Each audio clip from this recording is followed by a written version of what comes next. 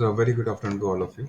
Uh, so, we are in the week three, and the concept of those week which we have already discussed in the videos part, we are going to solve few questions based on them. Okay. So, before that, let me tell you a few things. Let me share my screen first. Entire screen, this part.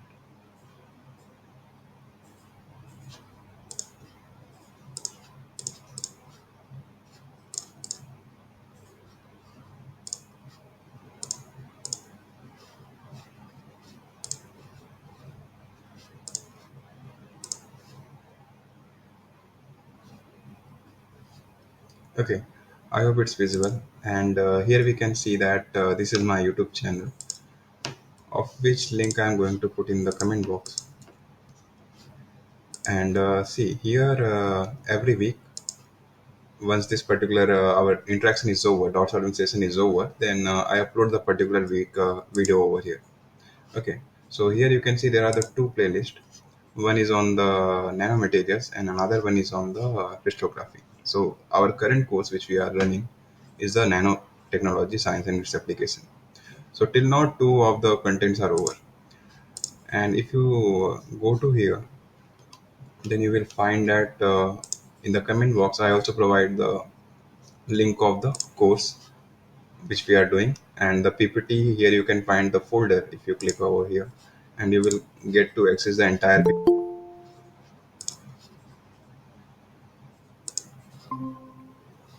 okay. So yeah, so here we can see that if you click on that particular link and all those things, you will be able to access the entire content.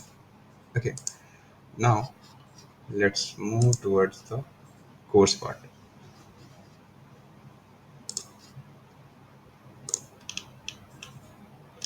So there was one question, I don't know, it was something related with the language barrier. So for the particular lecture, there is a delivery talk in the Tamil, how to change it to the English. See, as far as I went through any of the lectures over here, all of them are mostly in the, we can see that all of them are in the English language. Okay. But if someone want to go change the subtitle, they can do that. Okay. From here, they can do the subtitle change. But I think audio is mostly in English only. Okay. That's great. So with that, let's get started with our today's doubt solving session.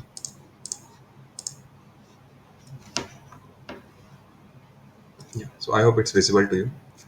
And see, let's move toward the content that are covered in this particular week.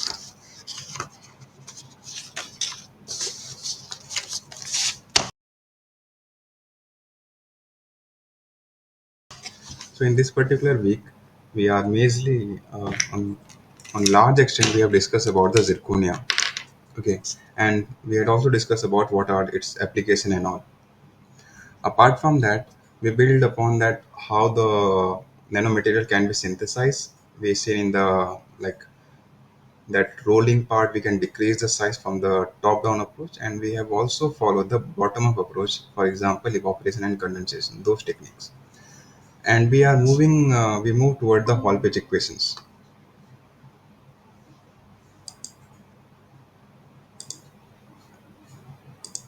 Is there any? Okay, let me see. Yeah, we are moving toward the Hall-Petch equation and how the Hall-Petch equations are being affected in the micro scale, and also how it is affected in the nanoscale. We have seen those parts. Okay, so these are the list of the topic that are being covered in this particular week. Okay, so before we move ahead, before I go towards the solving the questions and explaining how you can solve the assignment question and all, let me ask you that is there any doubt in this particular conceptual video that we have seen? You can comment down in the box comment section, and also you can, if possible, if you can also unmute yourself and interact with me.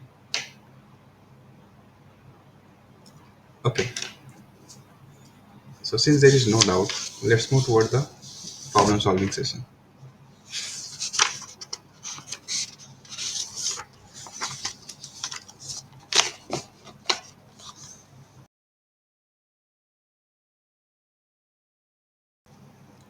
Here is a question number one.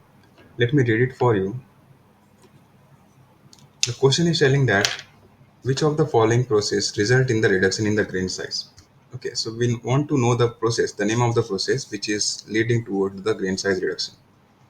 So first one is telling that annealing, cold working, hot working, wall milling, and quenching. It can be MCQ, it can be MSQ. So there can be possible that the multiple of these answers are correct. So what do you think? Among this, which of the options are correct options? Whether it's annealing, cold working, hot working, ball milling, or quenching. A, B, C, D, and E. Okay. Okay. So let me explain this part. Here we can see the annealing. So B, C, and D. Okay. So answer is Pranav is telling that it's B, C, and D. Okay. Yeah, that's it. So we can. So among this, is there any other? Annealing we know, right? Annealing, what we do, we usually take the metal block, and we will put it on the fire.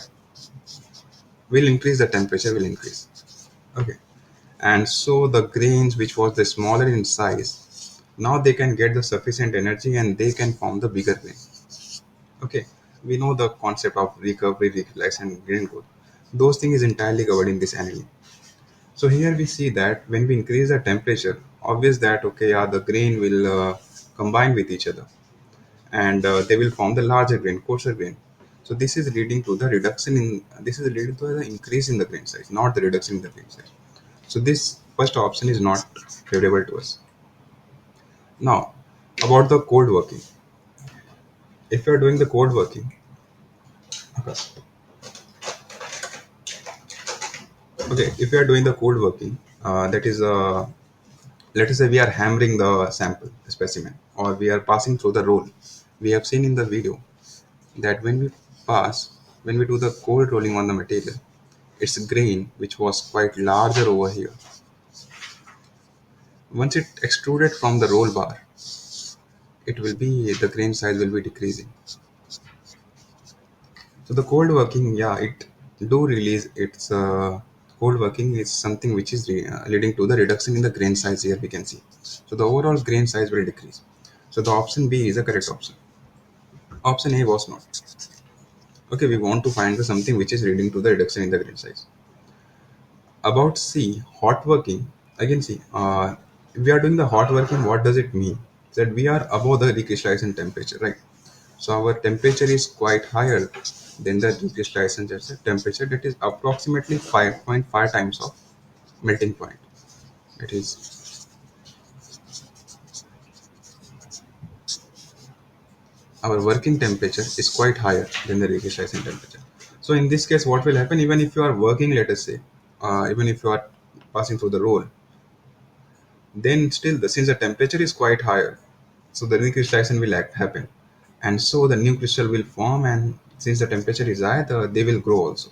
So the hot working is not the process by which we can decrease the grain size. Okay, it will lead to the increase of the grain size. Okay, so with that we can see that the hot working is not the favorable option over here.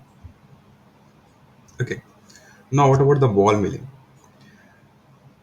In the ball milling, we can say that we are having some powder particles with us, and we are putting some zirconia ball also over there. Okay, let us say this is a ball jar we are having, and here let us say these are the powder particles which we are having, and also we have put some zirconia ball in it, and now we are rotating it in the closed chamber. So now what will happen? They will strike on one on top of each other, and with that collision, they will break the particles.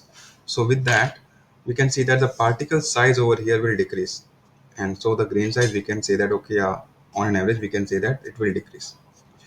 So the ball milling will lead to the decrease in the grain size, which we know that. Now let's talk about the quenching.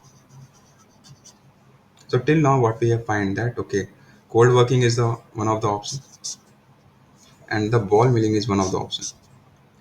About the quenching, what do you guys think? What is the quenching process first of all, right? So in the quenching, what we do, we take a material, we heat it to the high temperature, we hold it for there for a couple of hours, let us say, and instead of letting it cool by a very slow process, let us say this is a furnace cooling or the air cooling, we are not following those things. This is, let's say, furnace cooling, and this is air cooling. What we are doing, we are directly putting this into the water, let us say cold water, or directly to the room temperature, the water which is at the room temperature. So now what is happening, the heat transfer rate is quite faster over here, and so our grain, our the liquid which was having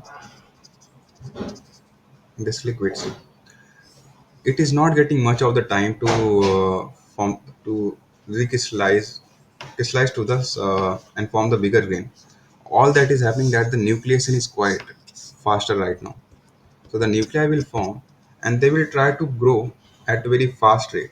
Okay. Sorry, they try to go as much as they can, but the since the time and temperature, the restriction are there. Okay. Since the temperature is quite lower over here, and so the growth cannot take place because the diffusion is something which is not gonna happen. Okay, since the temperature is low, and also the time provided in this particular range is quite slow. The time spent at the higher temperature is quite slow over here, and so the grain which we will get is, it will be quite finer compared to the what we will get from the furnace cooling or air cooling. So the this quenching method, so let us say someone was having the very large grain size material and they wanted to convert it to the smaller grain size material. So what they will do, they will take this, they will heat it up, make it to the high temperature and directly quench it. And with this process, he or she can decrease the grain size. Okay. So with that, we can see that the option C is also the correct option. So the till now what we got to know that it is a cold working, that is option B, and it is a ball milling, option D, and the quenching, that is option E. These are the list of the options that is available, and they are the one leading to the reduction in the grain size. Okay. So please let me know if there is any doubt in this particular question. Question number one.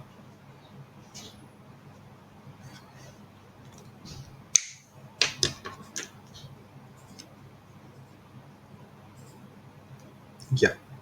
Cold working will also elongate the grains. Yeah, that is the case. So it is also leading to the so so what you guys are saying that if we were having the grain, let us say something like this, after cold rolling we can say that the grains are getting elongated, right? In the particular direction, let us say, right? But along with that, along this elongation, there is also reduction in the grain size. It's okay that yeah, the grain will be elongated. They will be in particular direction. They will be elongated. Let's say this is a rolling direction, and they are the grains are getting elongated over here. Okay, so but the size of the grain over here, all this size, the grain size which you will see, it will be smaller than this particular grain size.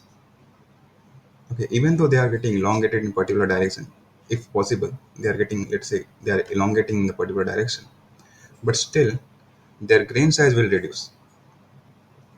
Okay, yeah, that's great. So, is there any other doubt in this particular question? Question number one. Okay, if not, then let's move to the next question.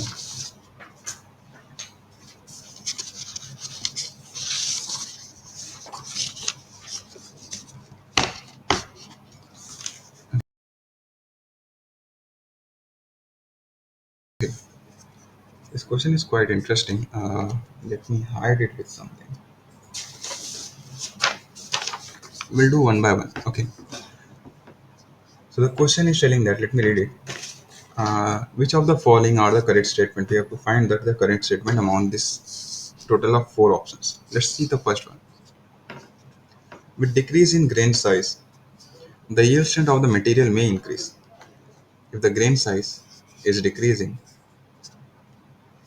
its yield strength will increase. What do you think? Is it feasible? And also the word is written that may is the first option that we have seen, that the with the decrease in the grain size, the grain size is decreasing. Right now we have just study the what are the way by which we can decrease the grain size. Okay, so we have obtained the material having the smaller grain size. Now they are telling that okay, you decreases the grain size, but will the strength of the material will increase? The option is since it is may, yeah, it's possible that it will increase. We have studied about the Hall-Petch equation, right? So with that we can say that yeah, option A is true. Yes, that's right. Yeah, great Sultan. Yeah, Pranav. So let's move to the next question. Next option, option B. With decrease in the grain side, the yield strength of the material must increase. The word here is must. So now, what do you guys think on this? From me, we are moving toward the must. No, it's false statement. Okay, yeah, that's great. That's right. Why it is so? Here they have not specified the grain size of the material. They are not specified whether we are working in the micro scale or we are working in the nano scale, right? So if we are going to the nanoscale, let us say, and we are decreasing the grain size, it might be possible that the strength of the material will decrease because in the nanoscale the inverse Hall-Petch equation follows, while in the micro scale Hall-Petch equations are followed. So this is nano and this is micro.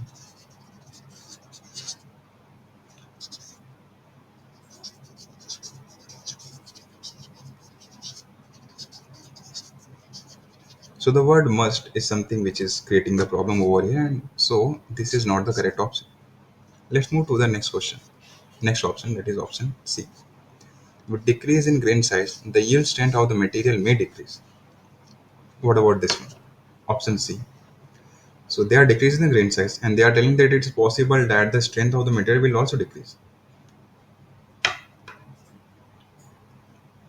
Yeah, that's correct.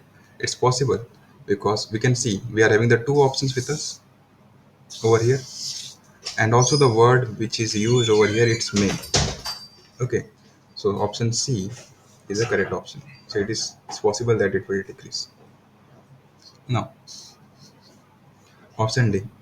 Again, with a decrease in the grain size, the yield strength of the material must decrease. Since the word of must is something is creating the problem, so again it will be the incorrect one. So with that we can discard these options. Yeah, Sultan. Yeah, that's correct. So it is no. So the correct option that we have got is A and C in this particular question. Question number two. Right. So this was majorly based on the Hall-Petch equation and inverse Hall-Petch equation. How the behavior of Hall-Petch changed from the micro when we move toward the nano. Okay. Okay. So let's move. If there is any doubt, please let me know in the question number two.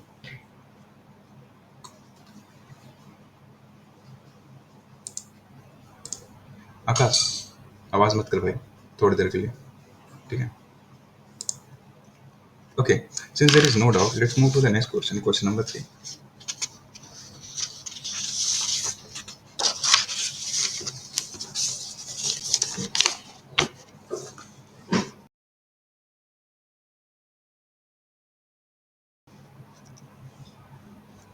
So let's read the question.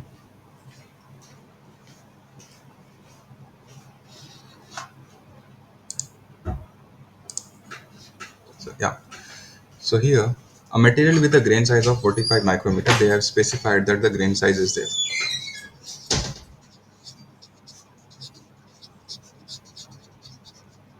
Having the lattice friction stress of this, so sigma naught is given.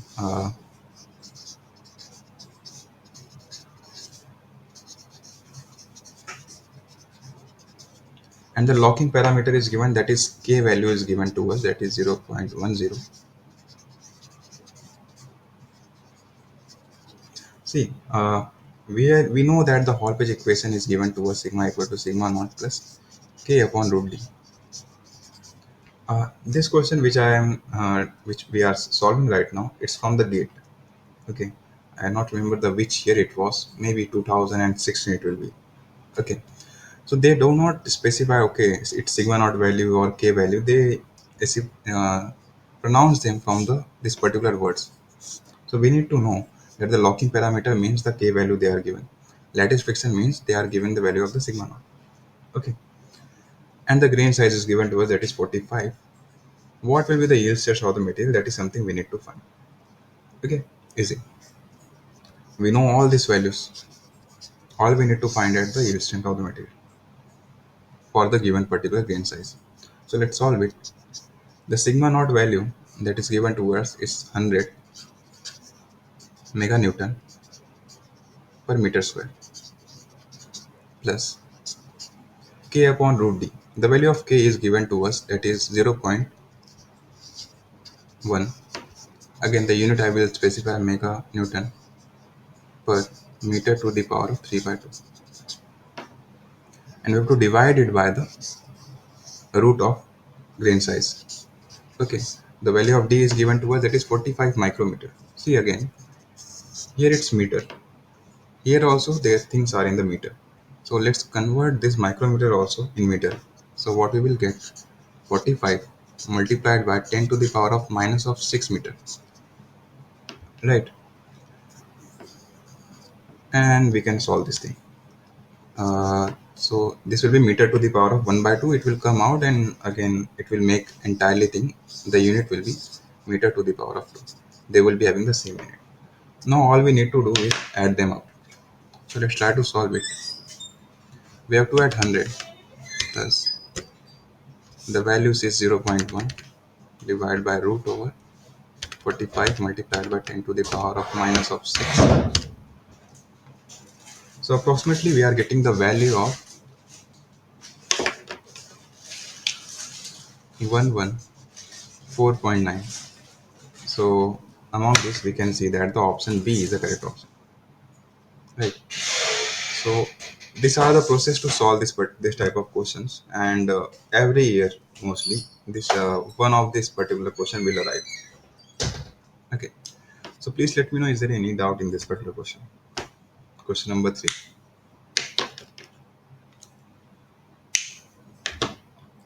Okay, since there is no doubt, let's move to the next question. Question number 4.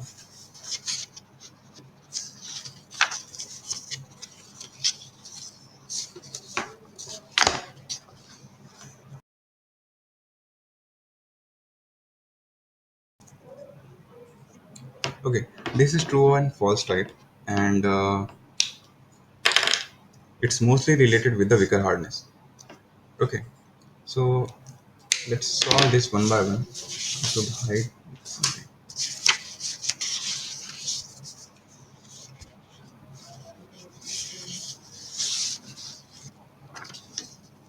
yeah. So the first one they are telling that, let's move to the A part, that the tungsten carbide indenter is used in the Wicker hardness test. So, is it stop working?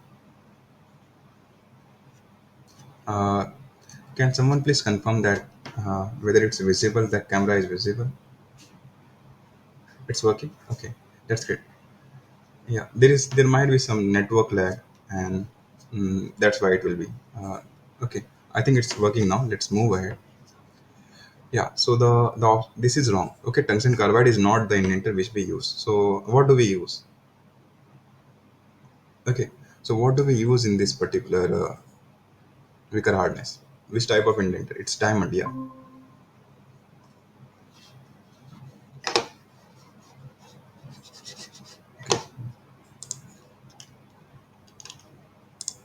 Okay, yeah. So we use a diamond indenter. Okay, and so the first option is incorrect. Let's move to the next question. Question number B. That the weaker indenter has 136 angle between the opposite face of the diamond. Okay, so we are having the diamond indenter, and we know what is the shape of this particular. It is having the square pyramid,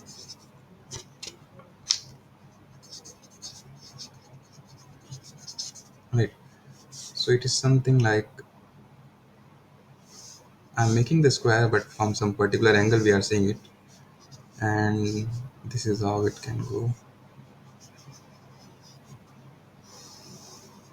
Okay, so I hope we will be able to visualize this thing. So they are asking that this opposite faces. Okay, this is a square pyramid indenter we are having. This opposite faces which we are having, the angle between these faces is 136 degree. Is it correct or some modification? Yeah, it's true. Yes, Anisa. So it is 136 degree. And how much angle does this indenter? Let us say I am probing this indenter to my specimen. What is this particular angle? Okay, so this is 136 we know. This is also something we should know. Okay, so this will be something around 22 degree. Okay, and so with that, the opposite face of the diamond, they will be having the 136 degree. And is there any specific reason for this angle? Yeah, there is one particular specific reason why this particular angle has been chosen, because initially Brinell hardness was the one which people were mostly using. So they try to find that, okay, that one was having this ball type shape. Okay, and so they were getting some value. So they were thinking, when Vicker came in that particular design, so people are thinking it should give the same particular range of values. Okay, so this particular angle was most suitable. Like now, people will be able to compare to certain angle, certain degree, that okay, this one is the Brinell hardness and another part is the Vickers. The why the reason. So that was the mostly specified reason which I was able to read in the data. It was mentioned. Okay, so they give some comparable values with each other. Okay, so that is the one of the reason. And so with that, option B is a correct option. Now let's move to the option C. The hardness of the diamond is 1000 Vickers hardness number. Is it true? What is the hardness of the diamond? That is a question, like whether we are aware of that or not. So let me tell you, this particular option is incorrect. The Vickers hardness of the diamond is not 1000. Instead, it is 10,000 Vickers hardness number. Okay, so this option is incorrect. Again, it was very specific. If we are aware, that we will be able to answer. Now let's move to the next question. Next option, that is D. The hardness of the martensite is 1000, approximately 1000. Again, it can vary from one one processing condition to the another. Okay, but roughly they are 1000, they are saying. And yeah, let me tell you that this particular option is also correct. So these are the some, from being from the metallurgy background, we should be aware of that. Okay, what are the hardness, specific hardness values of the few important materials which is available to us. Let's move to the next question. Option E. Now this is very interesting. Vickers hardness is defined as the load divided by the projected area. Okay, they are telling that Vickers hardness, which we see, it is a load divided by area, and they're telling that this area is a projected area. Is it true? So Anisa is telling that it's true. What about the others? Is it true? Okay, Pranav is telling that it's no. Okay, so the thing is that this option which we use, once I make the indent on the sample, it will look something like this, and it is having two diameter we can see. And this area, this is the projected area which we are getting onto the, yeah, it's actual area which we see. Yeah, it's actual area, right? Okay, yeah, so that's great. So this is something which we are not checking. What we want, okay, let's say this much of the specimen, sorry, this much of the indenter has went inside the, okay, so overall we will focus on this particular area, and this is the actual area, something which we usually taken into account. And with that, option E is a correct option. Sorry, it's incorrect. Please let me know, is there any doubt in this particular question, question number 4?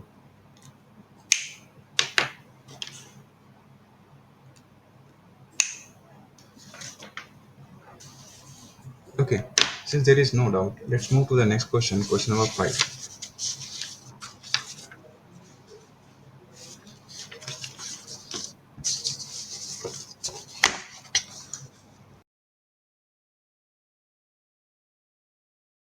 Okay, it's a match the following type. So there are the some term written on this particular section, column 1, let us say, and there is some term on the column 2. So now we want to match them. Let me label them 1, 2, 3, 4, A, B, C, and D. The terms are Hall-Petch relation, inverse Hall-Petch relation, above equicohesive grain size, below equicohesive grain size, and the things are here: high temperature behavior, low temperature behavior, nano grain size sample, and micro grain size sample. So, what about the Hall-Petch relation? Hall-Petch relation, among these four options, which you think is more suitable option for the Hall-Petch equation? Uh, Hall-Petch relation is okay. Yeah, so then I shall link nano. Yeah, it's D. That's right. So Anissa, it's not. I think I should write it properly. Yes, over here. So Hall-Petch relation, it's related with the micrograin size sample. What about the inverse Hall-Petch equation? Question. Second option. Inverse Hall-Petch equation will be related with, among this. It will be related with C. Yeah, perfect. Over here. Now, again, above the equicohesive grain size and the below the equicohesive grain size. Yeah, it's inverse nano. Yeah, inverse will follow the nano. Yeah. What about the third and fourth? Third one, above the equicohesive grain size, it will follow which type of behavior? High temperature behavior or low temperature behavior?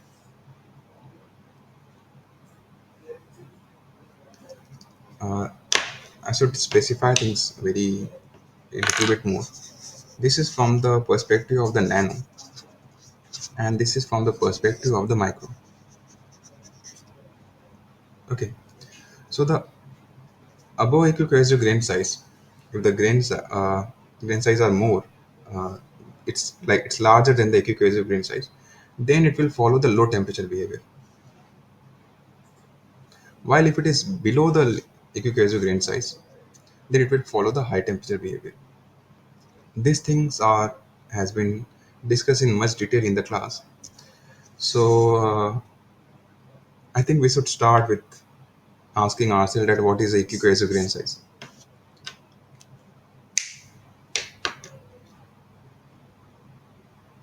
Okay, so is there anyone who would like to answer that what is equicohesive grain?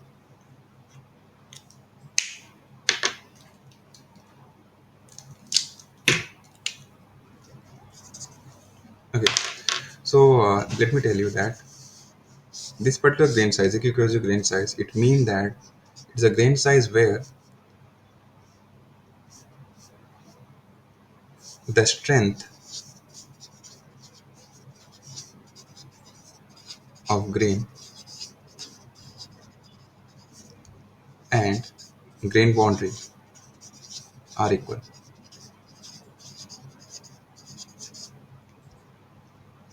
Okay, so see, let's talk about the micro size sample. Okay, let's not bother for a time being. Let's say not bother about the nanomaterials. For a time being, let's say that in micromaterial, there is one term which is used as the equicohesive temperature. Right.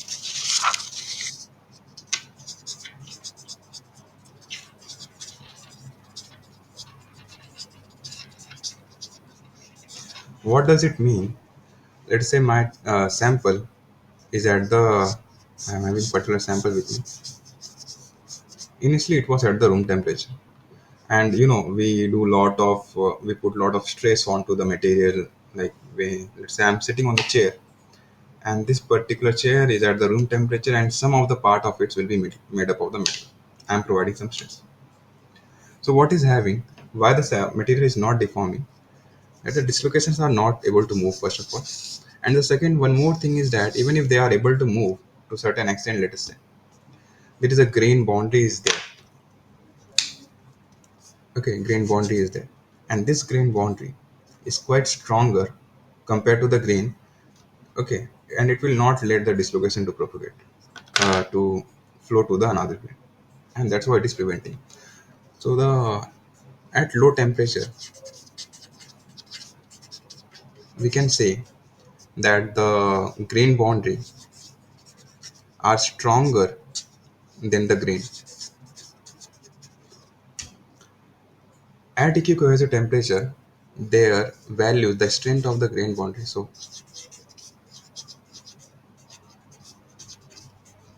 at this particular equicohesive temperature, the grain boundary strength and the grain strength will be equal.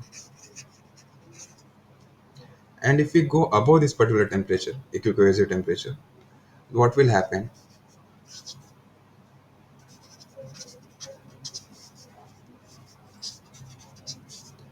That the grain boundary will be weaker than grain.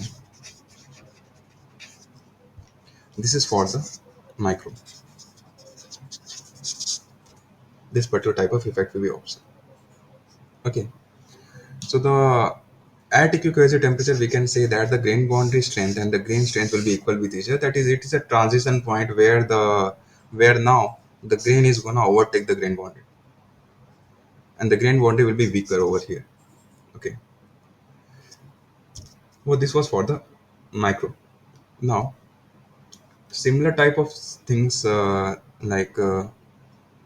the nano size, and when we go to the, we have seen in the Hall-Petch equation that when we decrease the grain size for the nano, let's talk about nano.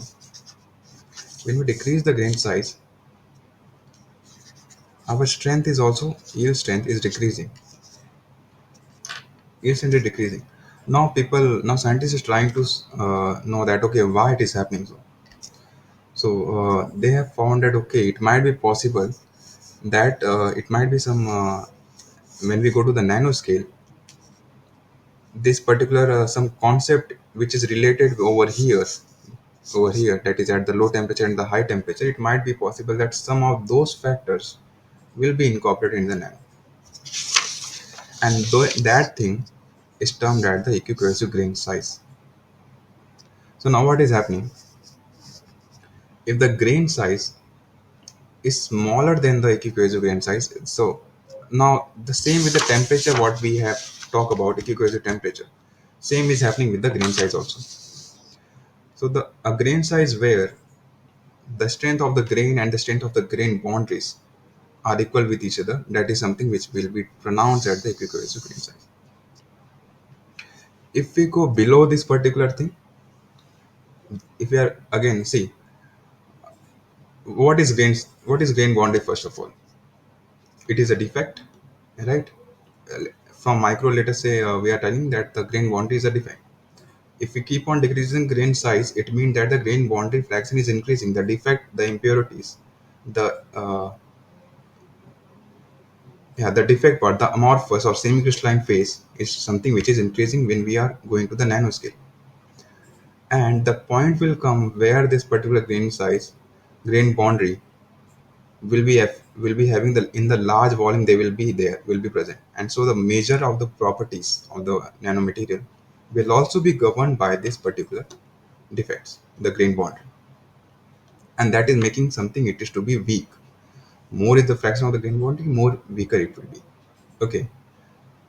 While initially in the micro scale we were not concerned about that, since our grain boundary fraction was very small and the defect was not so large, and it was acting in such a way that it was increasing the strength.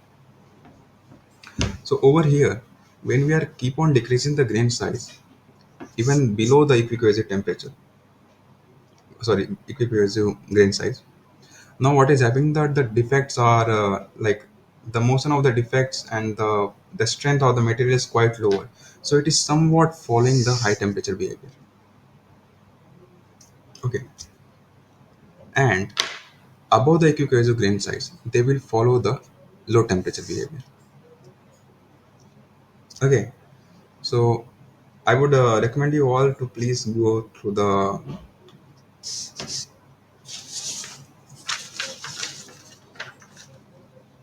Let me tell you which lecture it will be.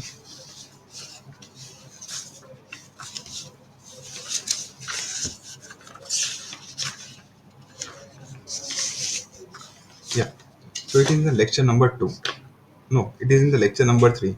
At the end of the lecture 3, this particular concept has been discussed in much more detail. Okay, so please let me know, is there any doubt in this particular question number 5, so that we can discuss this in even detail.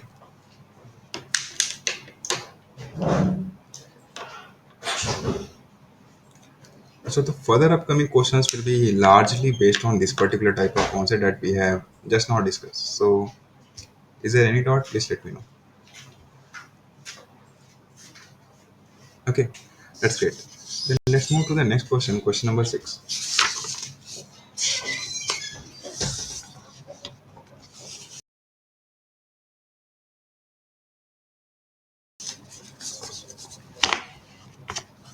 So again, this question is match the following type.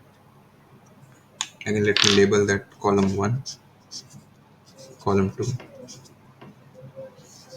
A, B, C, D, and 1, 2, 3. So we are having the equiquator temperature, we are having the recrystallization temperature, we are having the cold working, we are having the hot working. Corresponding to them, we are having the options which are available is below recrystallization temperature, above recrystallization temperature, grain boundary and the grain strength are equal, related with the formation of the new grain.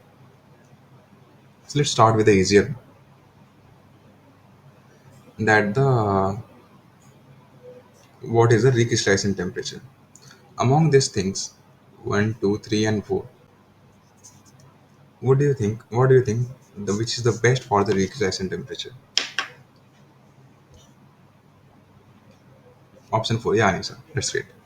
So we know that it is related with the formation of the new grain, and it is mostly somewhere around the zero point 0.5 of the total melting point. See, even if zero point 0.4 is written, that too is also fine. So it's mostly in the range of zero point 0.4 to zero point 0.6. Okay. So if I get to this particular recrystallization temperature, what will happen? The defected grain, the grain which was there, now they will try to recrystallize and release their stresses, and this is the recrystallization temperature. Now, cold working and hot working. Let's talk about the cold working first. Among remaining of this particular option 1, 2, and 3, which one will be the perfect answer for this? Yeah. So for the cold working, that's great. It's one. It's done below the recrystallization temperature. That's right. And so we can easily say that what will be the hot working among these remaining two options. It will be the something which is above the recrystallization temperature. So we can say that the D will match with the T. Right. Now what about this? So now these are the things only remaining. So again we can see that the equiquator temperature, the temperature at which the grain boundary and the grain strength are equal with each other. This is something which we can buy at, and also we like most of the in my comprehensive exam also people few of my faculties ask me about this equiquator temperature and the recrystallization temperature. So these are the most common interview questions which we address. So the equiquator temperature is the temperature at which the grain boundary and the grain state are equal with each other. One more thing, in interview sometime what they ask that are the equiquator temperature and the recrystallization temperature are equal by magnitude, like they have the same temperature. So the answer should be no. It can be same. It may be possible they are close with each other. It might be possible that their values are quite insignificantly different from each other. They are not related with each other first of all. And so equiquator temperature is something which is related with the physical property of the material, like the strength of the material.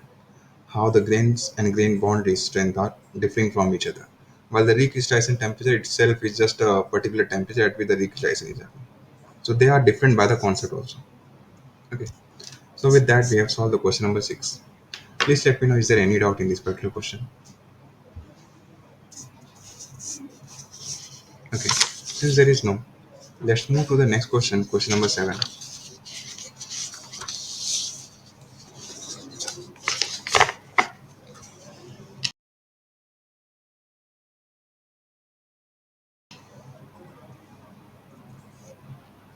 Now again, it is related with the equivalent temperature itself. Let's do it one by one. I will use this to write.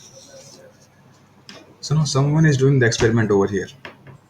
A researcher found that with decrease in the grain size, so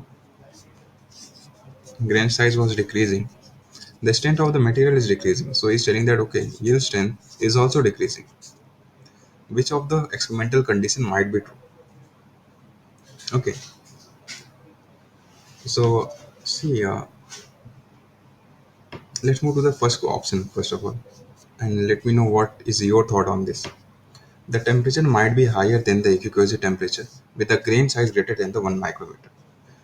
Grain size is greater than the 1 micrometer, it's say that okay, we are in the micro scale, not in the nanoscale. First of all, that is clear to us. Now, second thing, that the temperature might be higher than the equiquosis temperature. Will it be? So, for the micro size particle, for the micro only we are talking about, we are not going to the nano right now. At let us say,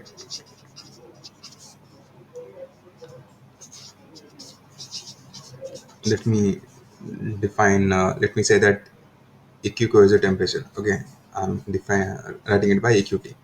So the below this particular temperature, what is happening that the it will follow the Hall-Petch equation.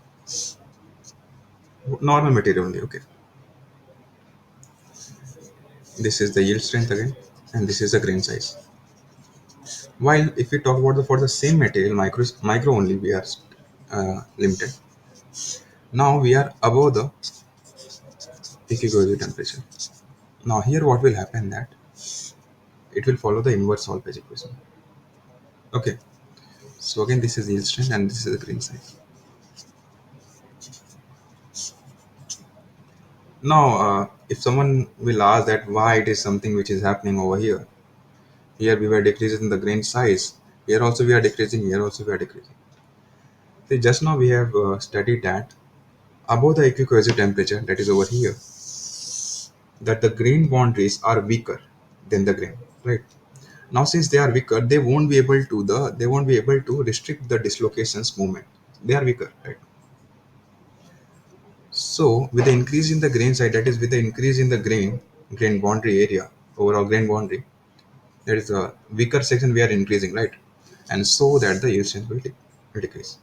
While below the equiquosis temperature, that the grain boundary was stronger and it was able to restrict the motion of the dislocations. And that's why if we are keep on decreasing the grain size over here, that is we are increasing the grain boundary fraction, and so the yield strength will increase. So with that, it so the if this is the case that okay, researcher has found this, that the grain size is decreasing and the yield strength is also decreasing, then the one of the condition might be true that okay, this will be the case. That first of all, he is above the equiquosis temperature. So the option A is the correct option. Now, second one, B. Temperature might be lower than the equiquosis temperature, with the grain size again greater than the 1 micrometer. That is, they are saying that okay, we are still in the micro size domain. Here, the temperature might be lower than the equiquosis temperature. What is your opinion on this? That is it possible that okay, the temperature is also lower than the equiquosis temperature, and the grain size decreasing, so yield strength is also decreasing? Is it true or false? What is your opinion on this? So see, yeah, it's false, Sultan. Yeah, that's correct. So the option B is incorrect because they are telling that We are following this one. Temperature is lower than the equicohesion, that is this one. This among these two, we are over here, and we are in the micro only. So in this case, we can see if it is lower than the equicohesion temperature, then with increase in the grains, sorry, with the decrease in the grain size, the yield sense would increase, and they are telling it is decreasing. So yeah, so it's incorrect. Option B is not favorable. Now C. Experiment carried out at room temperature with the grain size in the nanoscale. They are telling that the experiment is carried out at the room temperature. Okay, we are at the room temperature, and the grain size, the material which is available to us is a nano. So, what kind of behavior do we get in the nano at the room temperature? That if we decrease the grain size, if the grain size is decreasing, then the yield strength is also decreasing. And this is something which is matching with the experimental observation. That the grain sizes will decrease and yield strength is also decreasing. So the option C is a correct option. Right. Experiment carried out at the room temperature with the grain size in the nanoscale, and we know that in the nanoscale inverse Hall-Petch relation follows. So this question we can see in the other way, that okay, in among this list of the options, which of the options are giving us the inverse Hall-Petch relation? Okay, no, option D. Experiment carried out at the room temperature with the grain size in the microscale. If the grain size is in microscale and the experiment is also carried out at the room temperature, that is nothing but we are over here. It is below the equicohesion temperature. Room temperature is below the equicohesion temperature, and we are in the microscale also. We are in the microscale, and this is not giving the inverse Hall-Petch relation. So this option should be incorrect. And so with that, option D is incorrect. And when we solve that, we got to know that it's option A and option C are the correct option that is available to us. Okay. So please let me know, is there any doubt in this particular question number 7?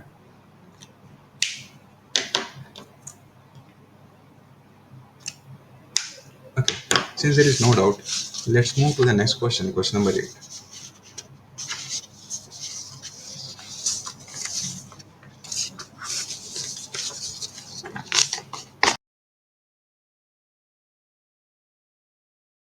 We are only left with the two questions. This is a second last question. So the question is telling, again, let's do it one by one.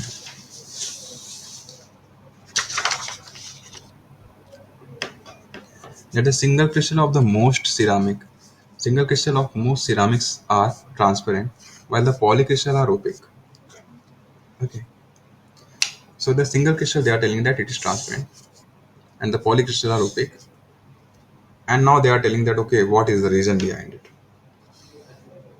Option 1. A scattering of light by the pores present in the polycrystal. See, why something is not transparent? That is, light is going from here, and it's not able to come out from this particular direction. It's not able to transfer through it. Okay, this is the reason. Like this is the condition that for something to be the transparent. If something is not transparent, if the material is not transparent, it means that the light are getting scattered in some other directions, and that's why it is opaque. Okay, so the first option, that the scattering of light by the pores present in the material in the polycrystal. So in the polycrystal, we know that the pores are present. Now, can this pore will scatter? Will this pore scatter the light? Yeah, they will do, right? All the defect that is present in the material, they will, on an average, they will scatter the light. And so the option 1 is correct option. What about the second option? Scattering of the light by the grain boundary in polycrystal. Okay, what is your opinion that? Since the grain boundary is present in the polycrystal, we are having the polycrystal and there are the grain boundaries are there. So So they are telling that this grain boundaries are the one which is the reason behind the scattering of the light. Is it possible? Is it the option B is true or false?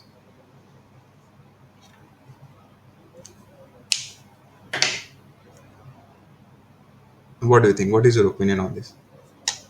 The scattering of light by the grain boundaries in the polycrystal. See, we know that the defect grain boundaries is another surface. Okay, just like we were having the one surface over here, grain boundary itself is another surface, and now this surface will reflect the right, and that's why it will not be able to transfer the light in the forward direction. Okay, so there will be a lot of scattering will be observed. So option B is also correct option. Now option C, the density variation present in the polycrystal. So they are telling that okay, since there is a density variation in the polycrystal, so it will not be able to transfer the light. How it is related? How we will be able to think from the perspective of the density? Let us say this is our entire material. In one section, density is rho 1, another section density is rho 2. Rho 1 is greater than rho 2. What does it mean? That the rho 2 is not that densified. If it is not that densified, pores only, right? Yeah, we can see from this from the pores. So it is not densified, so the pores will be present in the material. And this pores, again, we are leading back to the question number, option number 1. And so they will be, this is also the correct option. Now D. I just put it in the. I was not getting any other option. What I should put. So they are telling that okay, given statement is incorrect. The polycrystals are transparent, while the single crystal are opaque, and we already know that this is not the case over here. This is something which is incorrect. Just to show you, I in my lab there was few single crystal and polycrystal was available.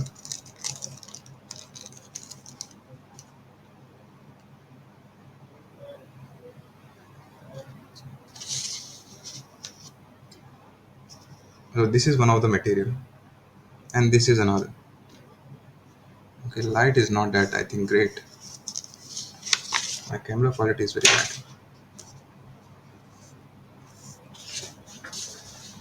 Now let me mark that this is the one and this is sample 2. What do you think? Among this 1 and 2, which one is a single crystal?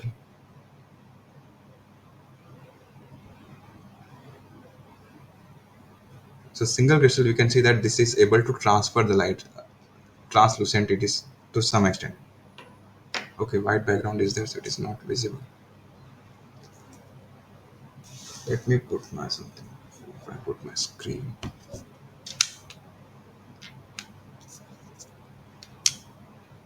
Yeah. Okay. So this is 2 and this is 1.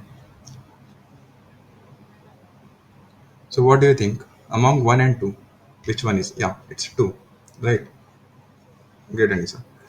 So the second one is a single crystal, while the first one which I have prepared, it is a polycrystal. Okay, and both of them are zirconia only. And so with that, our question number 8 is over.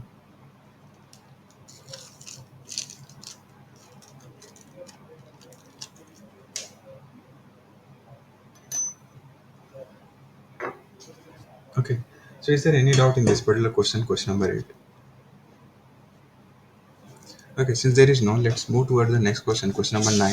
It will be the final question. It's again it is somewhat related with the Hall-Petch equation, and it's a numerical type.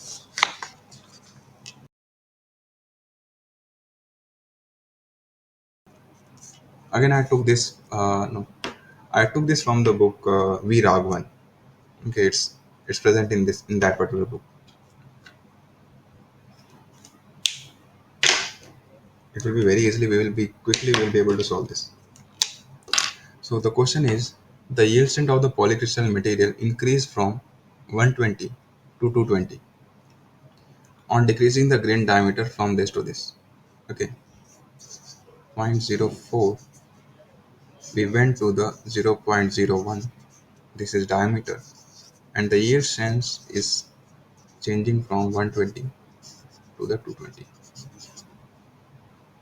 Okay, find the yield strength of the find the yield strength for the grain size of the 16 micrometer. So 16 micrometer we are given.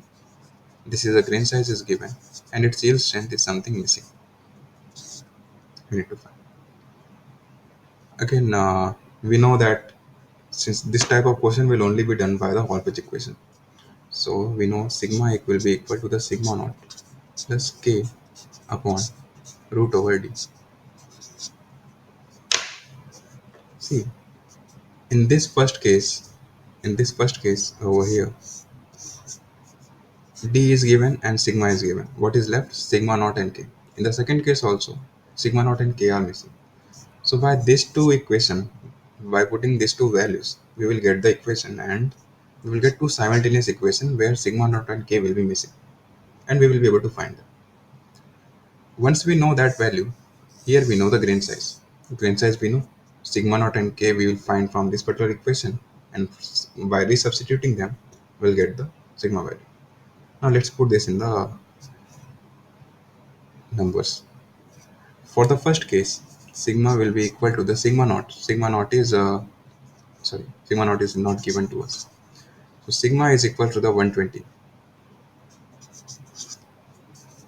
plus k divided by root over d. D is given to us, that is 0.04. Now again, see the units. It's in the meter square. It's again in the meter square. But the grain size that we are having, it's a millimeter.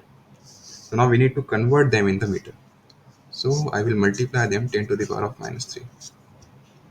So this is one equation. Now the second one is 220 sigma naught plus k divided by root over, and this time diameter is 0.01 minus of 3. Now we need to solve them, and sigma naught and k we will be able to find. So I will use my calculator to solve it. I will change the mode to the equation. Fine. First one, sigma naught value is the constant associated with the sigma naught over here is 1. For the b, the constant is 1 divided by root over 2.0.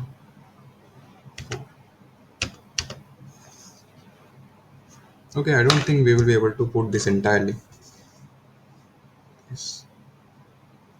Okay, yeah, let's do in this particular way only. 10 to the power of minus 3. And the c value is 120. Here 1 divided by root over 0.01 multiplied by 10 to the power of minus of 3. Oh, I forgot to put the root.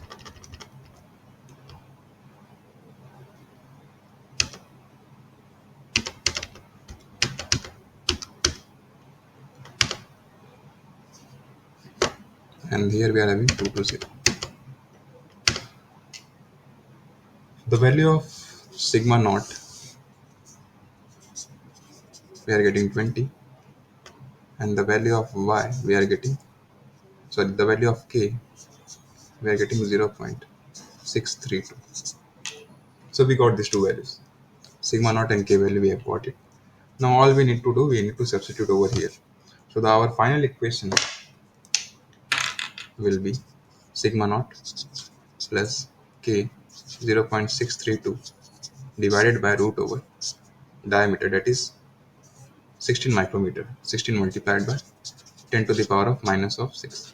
Once we fix that, we will stick with the meter. We'll convert all the units, whether it's millimeter or micrometer, to the meter itself.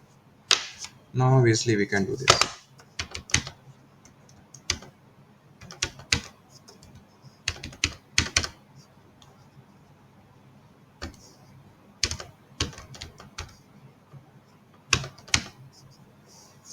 So the answer is 178. So the yield strength, which is corresponding to this particular grain size, it will be around 178. It is around 180. It will be. Okay. So with that, let me know, is there any doubt in this particular question, question number 9?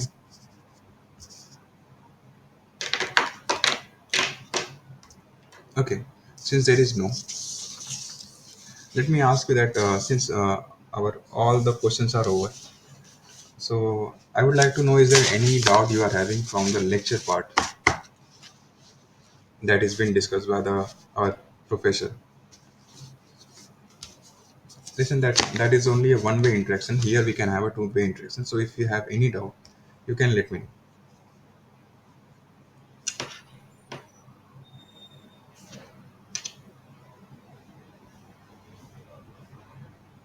Okay.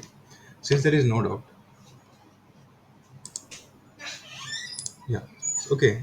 Okay, guys. Since there is no doubt, let's we can wind up this particular session, and I will be uploading this particular link, this particular video, this particular recording which we did just now onto the following channel, and there you can access it. If you want, if there is anything you want to discuss over there, you can always put a comment, and also you can write in the Q&A section of the NPTEL. Okay. So with that, we can in this particular lecture, and bye bye.